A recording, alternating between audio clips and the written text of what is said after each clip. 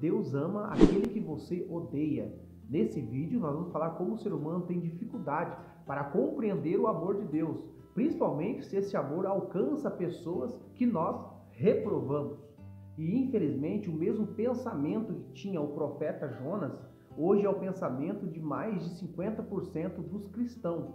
Deus ama os pecadores mais desprezíveis e está pronto a perdoar se esses mesmos pecadores se arrependerem dos seus pecados. O livro do profeta Jonas é uma incógnita, porque de algumas coisas nós não conseguimos compreender nele, mas tiramos algumas lições. Em primeiro lugar, o livro do profeta Jonas não é uma história fictícia ou uma parábola. O livro realmente foi inspirado por Deus, tanto que o próprio Cristo ratificou a sua historicidade, citando ele como um profeta. Só para você entender, a Síria, onde se localizava Nínive, era uma espécie de Sodoma e Gomorra que foi reerguida naquele tempo. Era o epicentro mundial da violência, tortura, feitiçaria, idolatria e outros pecados mais. O profeta Naum chama Nínive de a cidade sanguínea. Esse povo desconhecia a palavra misericórdia e Jonas não queria jamais que eles fossem perdoados, e por isso ele se negou a ir pregar a palavra de Deus na cidade de Nínive. Aí você conhece a história. Ele pegou um navio para ir para Tarsis, Deus enviou uma grande tempestade e, resumindo a história, ele foi jogado no mar e veio um grande peixe e tragou Jonas. Na barriga desse grande peixe, ele ora ao Senhor. Por 3 dias ele está ali. E aí o grande peixe vomita Jonas na praia. E novamente a palavra de Deus vem a Jonas e diz: vai até a cidade de Nínive e prega contra ela. Quando Jonas chegou em Nínive, a mensagem proclamada por ele era uma grande catástrofe. Em momento algum ele sugere arrependimento ao povo. Olha só qual era a mensagem dele. Ainda 40 dias e Nínive será subvertida. A palavra subvertida no original é a mesma usada para retratar a destruição de Sodoma e Gomorra. O profeta tinha fogo em suas palavras. A misericórdia não queimava no coração de Jonas pelos ninivitas, embora pouco tempo atrás ele mesmo, o profeta Jonas, foi alvo de misericórdia, porque Deus enviou o grande peixe, tragou Jonas, mas impediu que o peixe viesse a digeri-lo, pois isso o mataria. Deus permitiu que aquele grande peixe ficasse com Jonas 3 dias, com ele vivo, e depois vomitou ele na praia. E assim ele se comporta apenas como um instrumento de juízo, se esquecendo que antes de Deus cumprir sentença de juízo, ele envia seus profetas. E se houver arrependimento verdadeiro e sincero, Deus perdoa. Os ninivitas ficaram tão impactados com a mensagem do profeta Jonas que a resposta foi imediata. Eles determinaram um jejum, que todos jejuaram, desde o maior até o menor, e ainda se cobriram de cinzas, se vestindo de panos de saco.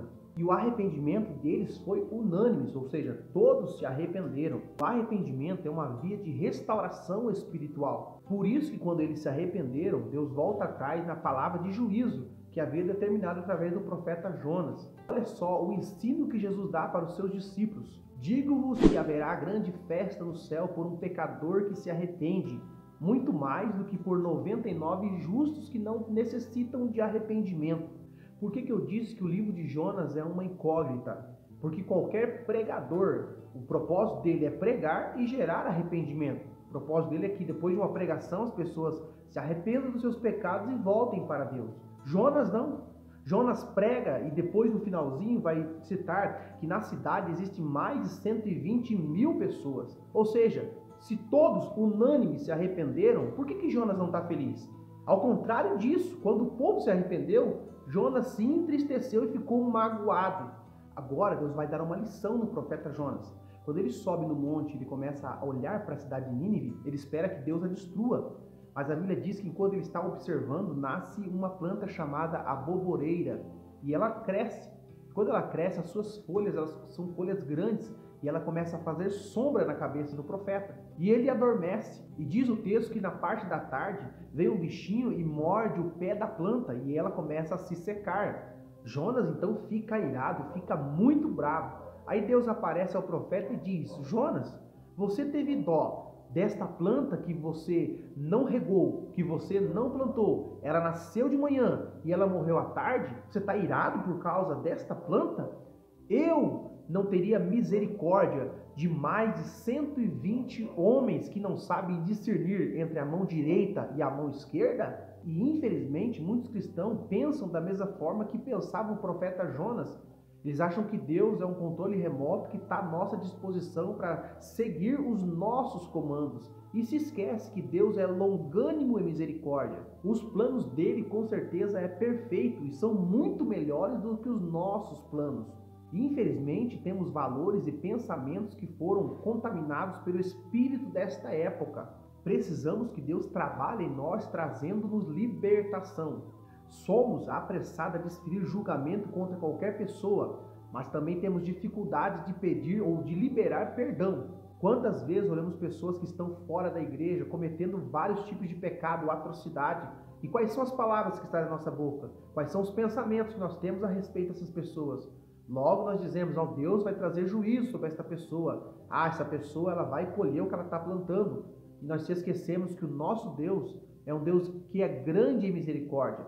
E o que Ele quer é que nós mostramos esta mesma misericórdia que nós somos alcançados, mostramos para essas pessoas. Como eu disse no início, Deus olha para nós como pecadores, mas não há um pecador arrependido que Ele não possa perdoar. Não importa qual seja o tipo de vida ou de conduta que esta pessoa esteja levando, se ele ou se ela se arrepender, Deus irá perdoá-lo. O que nós não podemos esquecer é que nós somos alvos dessa misericórdia.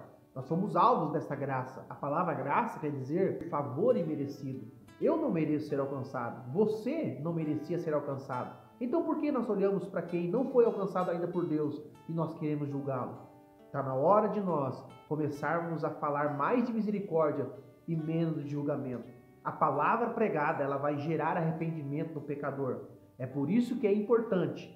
O que nós podemos fazer é pregar a palavra. Agora, quem vai dar o destino final para essas pessoas não somos nós. Porque se você pregar a palavra, se você viver a palavra, Deus pode gerar arrependimento nessas pessoas. E evangelho é arrependimento. João Batista dizia, arrependei-vos porque é chegado o reino dos céus. E o povo vinha até ele no Jordão para ser batizado. Jesus pregava, arrependei-vos, e o povo vinha até ele. Ou seja, quando a palavra é pregada, ela gera arrependimento. Então, em vez de você julgar, em vez de você determinar quem vai para o céu ou quem vai para o inferno, comece a pregar a palavra. E o Espírito Santo, aquele que Jesus disse, ele virá, ele convencerá o homem do pecado, da justiça e do juízo. Ele vai fazer o trabalho que cabe a ele, que é gerar arrependimento no homem e na mulher. Sejamos nós mais misericordiosos e menos juízes. Deus te abençoe.